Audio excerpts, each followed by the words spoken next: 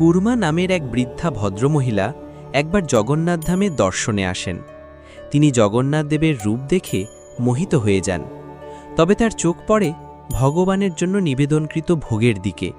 তিনি দেখেন কেবল মিষ্টি আর নিরামিষ। তখন তার মনে হয়, ভগবান শুধু এই সব খাবারেই কি তৃপ্ত? তার মনে একটা ইচ্ছে জাগে, ভগবানকে কিছু ভিন্ন কিছু দেওয়ার।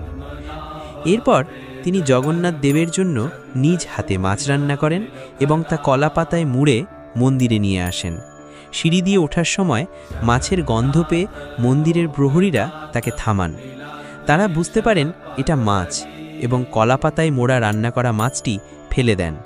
কিন্তু সেই মাছ যখন মাটিতে পড়ে তখন এক অলৌকিক ঘটনা ঘটে। দেখা যায় কলা পাতার ভেতর থেকে বেরিয়ে এসেছে পাকা কাঁঠাল। বৃদ্ধা বুঝতে পারেন এই সবই জগন্নাথ দেবের মহিমা। এরপর থেকে তিনি আমিষ পরিত্যাগ করেন এবং সারা জীবন ভগবান জগন্নাথকে নিরামিষ কাঁঠালের ভোগ নিবেদন করে যান।